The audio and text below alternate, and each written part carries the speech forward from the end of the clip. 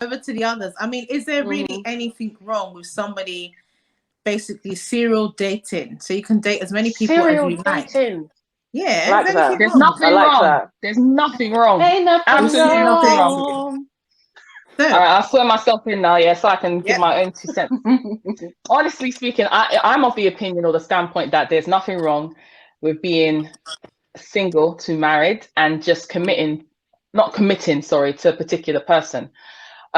Because to be honest, I mean, unless you like explicitly say to that other person that we're going to be exclusive with each other and we're not going to date other people, then you're kind of leaving it open for everybody to do what they want. What's good for the goose is good for the gander, and so on and so forth. So I feel like unless you've been explicit with that person and just said, and you both have agreed that, you know what, we're going to stay together in a committed relationship, we're not going to see anybody else, and then with the hope that we're going to end up married, unless you have that conversation, then you can be left to believe, and you're entitled to your view, that since my man hasn't said it, since I ain't said it, we can do as we please. We can see other people. Do you see what I'm saying? So like, I'll give myself as an example to keep it 100. When I was single, I never had that conversation with any of the guys, really. Actually, let me think about that. I tell a lie. There was one guy I did have that conversation with. But another thing is, we have to be careful, because sometimes what people are saying is not what they're doing. Yep. So, so with that in mind, you can't all keep your eggs in one basket. You kind of have to. You kind of have to date other people and have reserves, just in case. Backup plan B and C, just in case. I know it's not like, it might not be a popular opinion amongst a lot of people, but there are people, you know, who have that kind of mindset that, you know what, I can't fully put my eggs in one basket. And that doesn't just happen with relationships. Some people have that strategy or that game plan in life. Like, you know, I can't invest too much in one thing unless I'm given some assurance that this thing is solid. And the thing is, you won't know that until that person either puts a ring on it. But then even when they put a ring on it, they can still do nonsense. It's a hard one, to be honest. But anyway, just to round it up and to make it short and straight to the point, I think until you get with someone in a marriage, honestly, you can walk out at any time. You can duck out.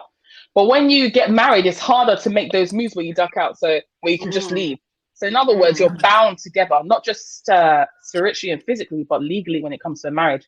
Yeah. When it's just a relationship where it's dating and you're doing boyfriend and girlfriend, you can easily bow out at any time. So just based on that, I would say it's not a smart decision to invest completely, wholly, 100% into one person. That's my opinion. That's just my opinion. Don't shoot the messenger.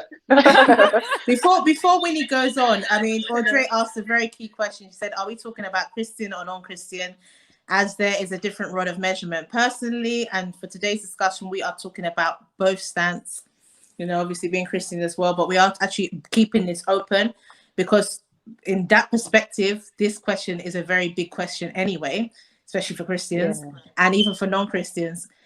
People have that opinion, be it Christian or non-Christian, especially even Christian, that they don't have to necessarily commit to somebody until they're married, really and truly. Because if you want to go by the Bible stance, if I need to open that floor of that answer, Bible stance, you ain't really committed to somebody until you're married anyway. Yeah. So a lot of Christians doing no still tend to ask this like interesting question: am I necessarily single till married?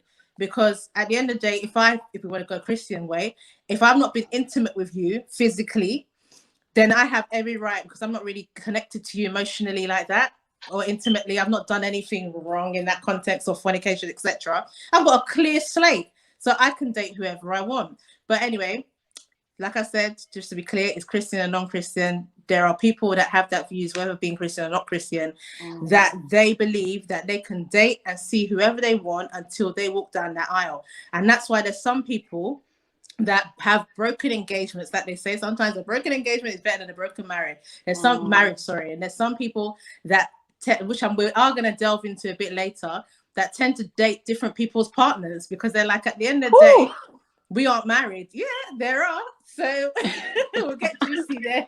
Whoa.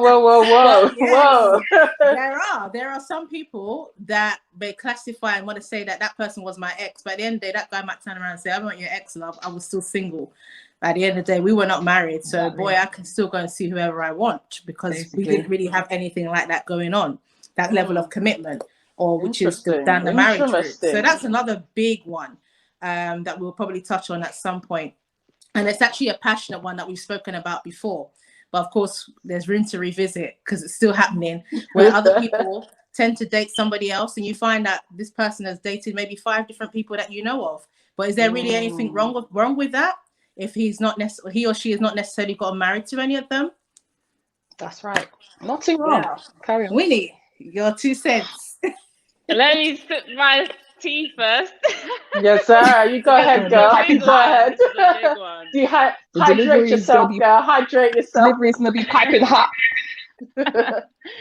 So, if someone is bouncing around and deciding to do a pick and mix with dating, just run away from that person. You know why? And I'm also saying this from experience, because I've bounced around and dated and hopped around.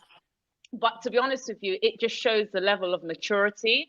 And it also shows the level of the possibility of somebody being committed in a relationship. Yes. And I think that if somebody is just going up and down, dating, or as they say, testing the waters, then for me, that's a very, very scary person. The reason why the person is scary, in my opinion, because before you even decide to start hopping around, you should observe someone from a distance.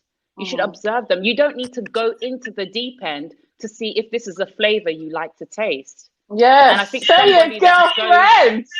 I think somebody that just constantly goes into different waters, they don't know themselves, first of all. They don't know what they like. They don't know their preference. They don't know their future. They don't know what kind of person they want to invest in.